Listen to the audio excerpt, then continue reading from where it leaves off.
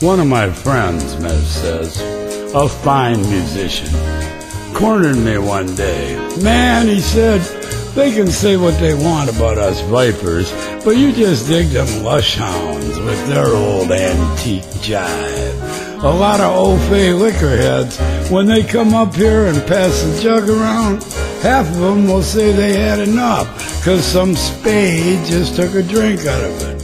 And those that do take it will hem and haw, trying to rub the top off the bottle so you can't see them before they put it up to their chops. Now with vipers, it's different. You don't have to pass a roach to a viper. He'll take it right out of your hand and start puffing on it, not even thinking about who had his chops on it before.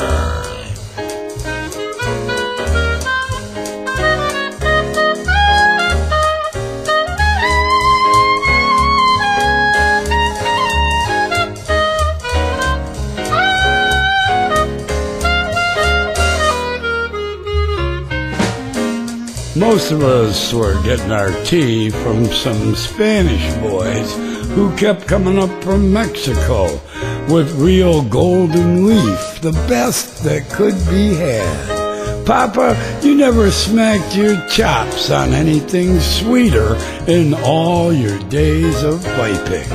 It had such a wonderful smell, and the kick you got was really out of this world.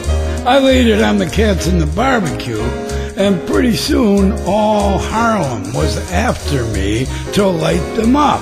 Before I knew it, I had to write to our connection for a large supply, because everybody I knew wanted some. Just think how many cats you can make happy, they kept saying. Before I knew it, I was standing on the corner, pushing gauge. Only I did no pushing. I just stood under the tree of hope, my pokes full up, and the cats came and went, and so did my golden leaf. Overnight, I was the most popular man in Harlem, and I was to become known as the Reefer King, the link between the races, the philosopher, the Mez, Papa Mez, Mother Mez, Pops's boy, the white mayor of Harlem, the man about town, the man that hit the world, the man that made history, the man with the righteous bush, he who diggeth the digger, Father Neptune. New words came into being to meet the situation. Losies and Loseros were coined, so guys could refer to my gauge without having anybody else dig it. And some of our musician pals used to stick these hip phrases into their songs when they broadcast over the radio, because they knew we'd be huddled around the radio in the barbecue, and that was their way of saying hello to me and all the vipers. That mellow Mexican leaf really started something in Harlem, a whole new language, almost a whole new culture.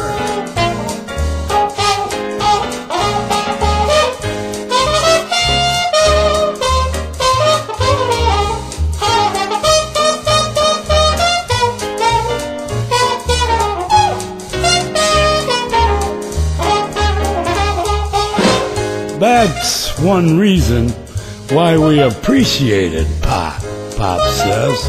The warmth that always brought forth from the other person. On the West Coast, one night, this fine au-fait musician, a good one, whose father was a big judge down south, showed me the sack.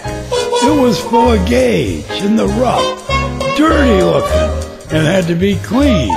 He said, Louie, this muta came from out of the backyard, where the chickens trampled all over it, so it should be well seasoned.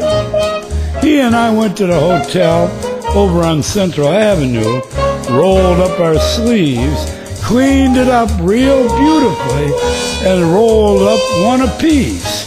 We dragged on down halfway to a roach, and he was right.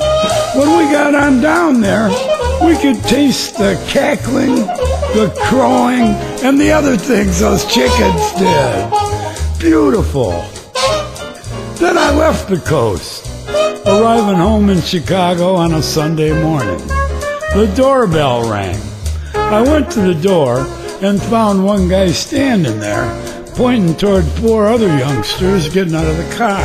I said, "Boys, I'm very glad to see you.